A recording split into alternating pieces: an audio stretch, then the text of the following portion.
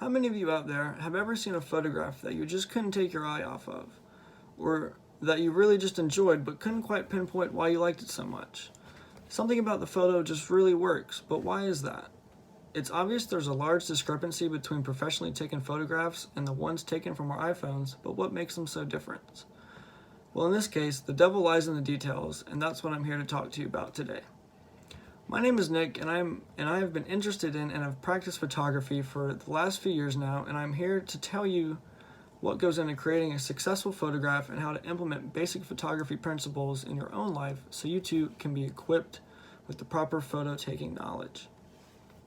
I would like to preface myself in saying that I am in no way, shape, or form a professional. I simply have a deep interest in photo theory and hope to relay some of my knowledge onto you in hopes to spread the love I have for the art that is photography. Now, to get back to what I was asking about before, that feeling of deep infatuation you feel towards a certain photo is no accident. Rather, these feelings of intense adoration are products of a very meticulous process done by the photographer before he or she ever hits the shutter. Although this is no true equation to taking successful photos, there are a few things to keep in mind while shooting, along with a set of steps or rules that can be followed to help one properly compose a photo. The two main principles I want to discuss today are composition and lighting. Composition can be defined as the way in which something is put together or arranged, or in this case, the combination of elements that make up a photograph. According to Angela Belt in her book entitled The Elements of Photography, she says that a photo can be broken down into 7 basic elements: line, shape, form, texture, pattern, color, and space. Now, while these terms alone seem fairly elementary, it's the combination of these elements working together that allows photographers to create such aesthetically pleasing pieces of art. Todd Vorenkamp at B&H Photo says that the composition is the main aspect of photography that is 100% dependent on your efforts as a photographer. In other words, you get out what you put in. The more work put into nailing composition, the better your photos will appear. One of the most commonly used rule in photography is the rule of thirds. With this rule, you can picture any scene as being composed of a grid split into 9 equal squares. The objective is to strategically place your subject either along the intersection of the grid lines or along the lines themselves. In doing so, the viewer is able to interact more naturally with the photo and therefore enjoy looking at it. Although this is only one example of a few elements working together, it can really go a long way in building a successful composition. In practice, working on composition can look many different ways. Maybe the placement of a tree in a landscape photo would look better in the left third of the picture rather than the right third. Or maybe your model belongs in the very center of the picture to put the main focus on her. It's all up to you in deciding what looks best.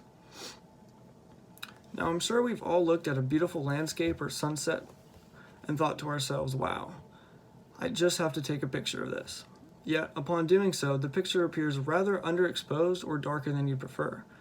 This scenario can be caused by a number of things, including a faulty light meter within the camera, improper settings, or simply caused by a camera that isn't suitable for a sunset setting. It can make or break a photo. Nevertheless, the reason I use this example is to exaggerate the importance of light. All of the work done previously in understanding composition would be for nothing if the light isn't executed perfectly.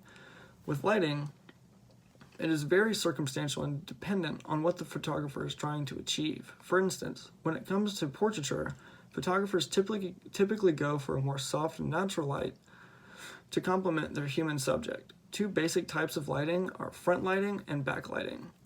Front lighting is perhaps the most commonly used form of lighting and creates a rather flat, non-contrasty look on the subject.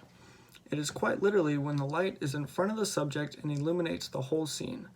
As for backlighting, it is quite the opposite, with the light source coming from behind the subject. This creates much more contrast and offers a lot more shadows within the photograph. The most famous use of backlighting is used during the famous golden hour of the day, which can be utilized an hour after sunrise or an hour right before sunset. Backlit photos taken during golden hour create a glowing look on the subject and complement skin tones or a good landscape beautifully. So next time you plan to go out for an Instagram-inspired photo shoot, take a second to think about what time of day would be best to create the lighting that I'm going for.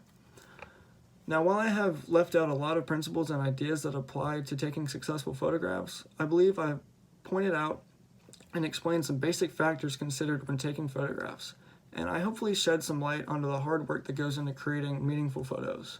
So, in the future, before taking that unbelievably giant family photo a stranger asks you to take while you're walking by, just take a second and think, how can I turn this somewhat basic photo into something beautiful?